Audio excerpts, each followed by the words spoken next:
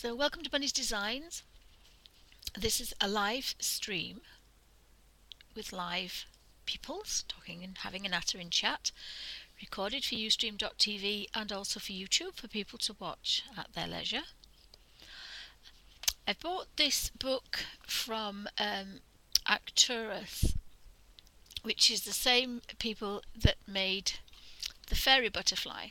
It's exactly the same paper, the same binding, so they're actually quite nicely made, and I like this book. And I've worked on it with pastels, so that's what I'm going to do in here. Pastels with a damp brush, I think, or pastels blended and then set with a damp brush, because I love the pastel colours and I love the pastels, and you can match the colours quite nicely in here. So this one was from the Works, and it was reduced to £3, which I was like a bargain, and it's the Royal Collection Trust of Maria Marian's Butterfly Colour Book. Drawings from the Royal Collection.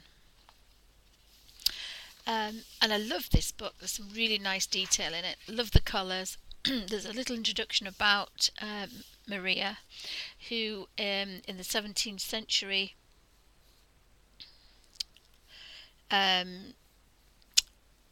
she took her daughter across South America and Europe and studied, painted butterflies and moths and botany, and she created these wonderful illustrations. So I could guess she's quite a formidable woman. But I just love, I'm sorry about the lighting's a bit off, apologies for that. We've got a grey day in the UK again, so it plays havoc with lighting. So they're all numbered, and I think it tells you about them. So that says, I'm not going to, the red cracker butterfly. That's the red cracker butterfly, that. So they're all named, and I think it tells you the name of the plant as well. So we have our colour guide, our reference, and then our pages. And again, there's the caterpillar, there's the pupae, I think that's called, the chrysalis, and the butterfly, or the moth, depending on, I think there's two on each then. I think that's the moth and that's the caterpillar, that's the butterfly. Actually, I think that's a moth. So, and obviously this is obviously a creature that lives off them. That's probably what that's for. Let's have a look at number 3.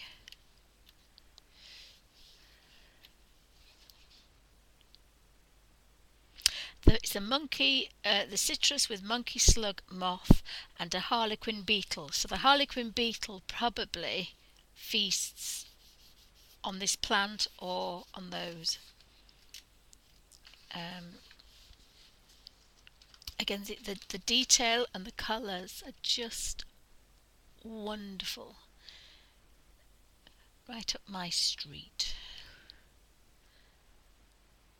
And for some reason, I love the greens that they had. The greens that they had. So see if I can zoom in a little bit, so we can have a slightly better view. Maybe L1.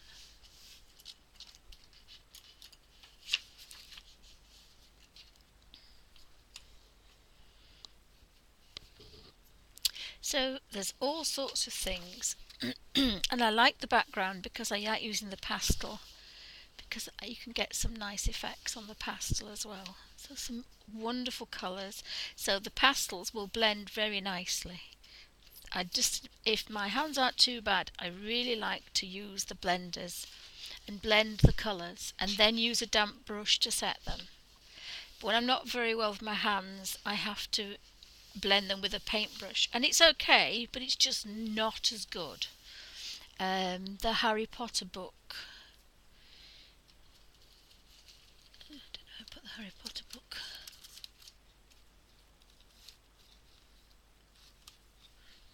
out a moment ago. There's the Harry Potter book.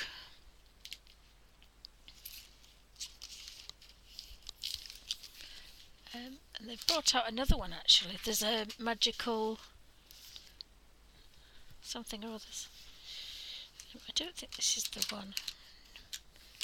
I've just bobbed it somewhere. I'm terrible for doing that. It wouldn't matter what size my desk was, I would still not have enough room. Yeah, it was still, there it is. So, really liked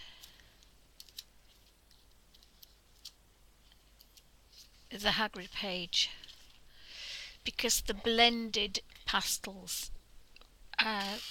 makes things quite realistic, so really enjoy using those. And then a damp brush over the top. So I love that, and I started another one with the books somewhere or other.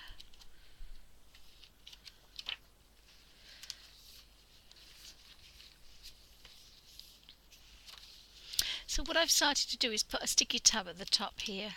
That means that that's the page I'm working on. And if I have a sticky tab at the side, it means I've finished. So the mermaid's finished because she has a sticker on the side.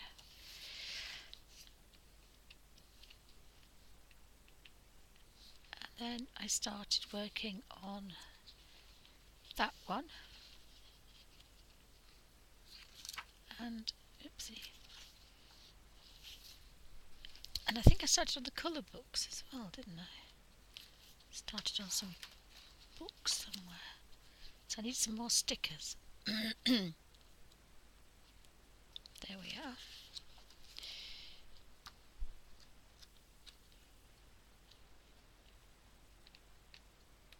I always get mixed up with the Potter books. It's the pile of books that I'm working on. I can't for the life of me find it. I think it's probably in the first one.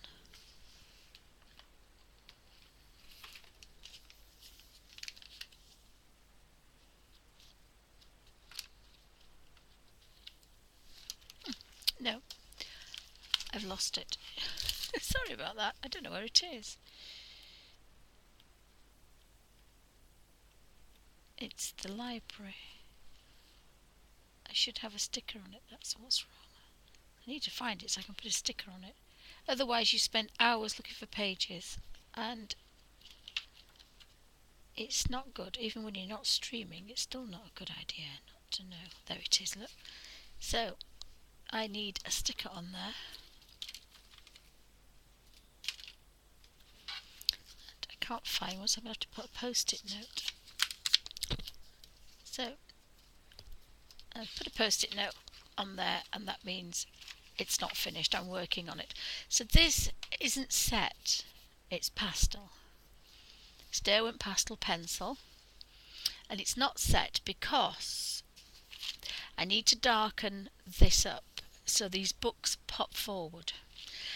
So I'm going to work it in exactly the way as I did Hagrid's Cottage. I'm going to do the whole entire page, the double page spread. And then you can just about get away with darkening up things and lightening other things. So in order to get those trees to pop back and the cottage to pop up, and the little stump here had to pop up, and these had to be kind of set back. So I put a highlight on these with an eraser, and then I darkened up these areas here so that the little outhouse would pop out and the forest would recede. And you can only do that when everything's finished. So obviously I don't want to set anything, it's got to be just left. So I shall finish it all, and then I can darken this area here so this book is popped up forward as well. But you can only do that really at the end.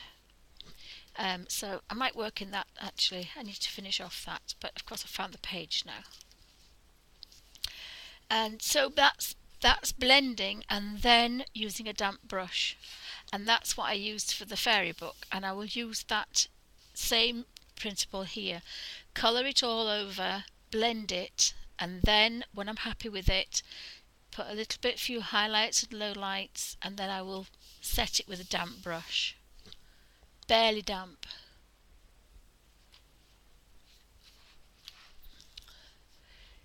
Just come out one, see if I can, that's better.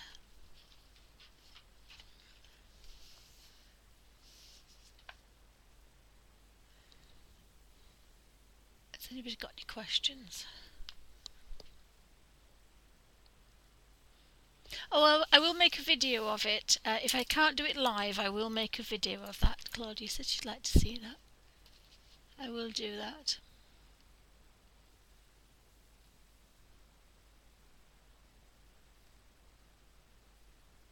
Oh, thank you. Hi, Dazzle Desire. Welcome to Bunny's Designs. Thank you. Yeah, I did. I enjoyed doing that. It was about 8 to 10 hours, though. I think there's 7 or 8 videos, and a couple of those are 2 hours. It takes a long time, but I matched up all the colours. I wanted it to look realistic, so I matched up all the colours, and then I took all the pencils out and had them all lined up, and then I left them. I took a photograph of them, so it was like my palette of pencils. So I take photographs of things that I use, because otherwise I'll forget what I'm using. Now, I did leave this little Hooker's Green out when I was using it for this this morning, but this is a different way of working, and again I didn't put the sticker in. That's blended with a brush, that's pastel, and that's pastel, Derwent Pastel Pencils. That's Derwent Inktense blocks. Now they do look a little bit more pink, sandier. They're slightly pinkier. They're a coral pink, a scarlet red. But if you look at them,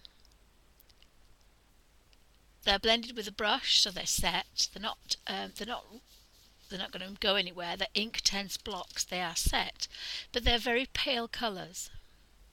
So you don't have to, but you can build colours up with them, and that's what I'm going to do on this page. I'm going to build colours on top, because because it's very pale and it was a thinnish wash, I know it's all activated and it's set. It's an ink base. They are not going to move. If I'd put very strong colour on to start with, they may have moved, but they will not move. But I just like the fact that that's Inktense blocks and that's pastel, and the pastel is actually stronger colours than this one. So it depends on the amount of water you use, the amount of pigment you use, and what you do with them. But they've both been set with a brush, a damp rigger. So that's one way of working, but the pastels, excuse me, I love working like this, using a blender. I use a blending tool, so I had about 16 different colours here, and I had a dot of I think there were about 16 colours. I used slightly more green in one area, slightly more yellow in another area, so there could be 2 yellow dots and 1 green, or 2 or 3 green dots and 1 yellow for each brick. Each brick I went through with the pencil, then I went through again with another pencil, and I filled it so they couldn't see any white at all. And then I used a blending tool to blend, and actually really enjoyed doing that. Quite good fun. But I couldn't touch it because it would move, so I had to leave it. And again I left it, then I did the background, and then I kind of darkened this area up a little bit, and then put a highlight here to make the chimney pop up, because when I first finished it, it all looked very flat. It was only because I took some highlights and I put some low lights behind. Now when you're using pastel pencils on a colour book page, you only have 2 layers.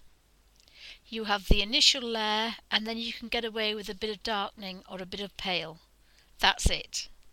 When you work with pastels on pastel paper, you can do about 6 or 7 layers, if not more.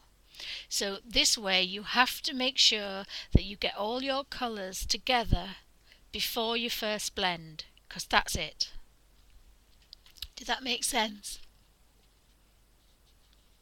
Oh yes, I will. So this is how I'm going to be working in here, and as I did the fairy book. Now I can't find the fairy book. I cannot find the fairy book that I coloured in. I did the Purple Princess and I can't find it. So this is called the Enchanted Fairies colouring book, and it was at the Works for £3.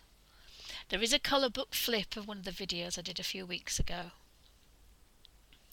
I did a complete colour book flip. I think that's about 3 weeks ago. It says, or a month ago maybe. I've lost track of time. But there is a video on this book.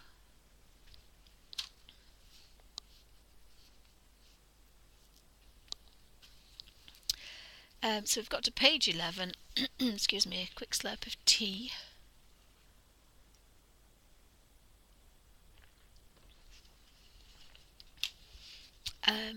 So we've got some really gorgeous colours, and it's quite nice paper. Because I've done the fairy page, I just cannot put my hand on it at the moment. I know that it takes pastel very well. Derwent pastel pencils, and of course once you've activated it with a damp brush, it's set. It isn't a watercolour, but it reacts like a watercolour. So you can get all these gorgeous greens.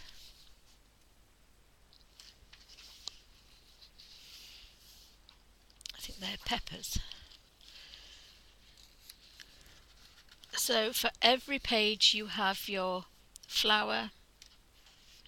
I don't think there is an insect on that, but you have your caterpillar, and then the caterpillar and the moth or butterfly.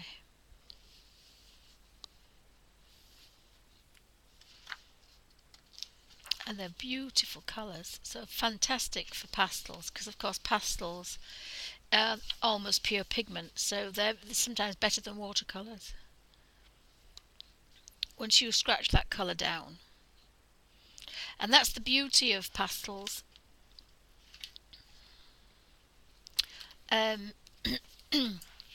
Excuse me. It's the colour on the end is the colour that you get, because it's almost pure pigment, so there's no guesswork, or hardly any guesswork. That's the colour you are going to get, because in a pastel pencil there's very little binder. That's why it's soft, even less than professional watercolours. So what's holding that together is a very tiny amount of binder, hardly any, but most of it is pigment. Unless you get a bit cheaper one. I think these are a little bit cheaper, the Conti ones. There's a bit more binder in those and less pigment, because they're a bit cheaper. It's all to do with pigment. But on here, if you look at the end, this is what you're going to get, because it's all pure pigment. And I normally use, let me move that little pot of water because it's bound to get spilt. Excuse me. If it's a tiny space, I don't blend it, I just use this little brush, damp. But if I can get in with a bigger blender, then I will. I've bought little blenders, but I always go back to this one. It's my favourite one. This is a Colour Shaper by Royal Sovereign, and I'm a bit cross because they're about £8. This is a number 6 taper point, but it's firm, and it really is firm. I've bought lots of others that are supposed to be firm and they're squishy. I quite like this. Oh, that's the squishy one, look. And this was obviously in a set. Now I did not pay £8 for them. I paid a couple of pounds, but it's a long time ago.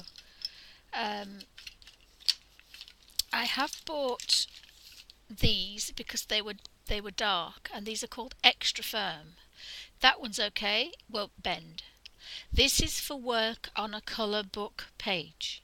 On the colour book page we really have to get that colour ground in because nothing's holding it. When you're colouring with pastels on pastel paper, you have a tooth, so you want to just do it lightly. I mean, you only do it lightly anyway, because if you see dust, you are putting too much pressure on it. You don't want any dust, because dust is colour, it's pure pigment, and you'll be wasting your colour. So if you're seeing dust, you're putting too much on. So I'm really looking forward to this, and I will be matching the colours up as best I could. So we should have some really nice, fantastic colours, and they will look like mirrors if I'm clever enough. But it takes quite a bit of practice and quite a bit of time to match it. So getting your colours right, you've got to have a good play to get these colours perfect. But I'll show how to do that with the first video, is getting the colours first. So this is going to be real fun to do. And there's a lovely kind of cold beige background. And some nice shadowing as well. So we're going to have a real good play in this book.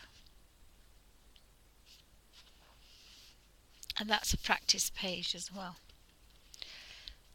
So that's a colour flip of Maria Merian's butterfly colouring book. So thank you for watching.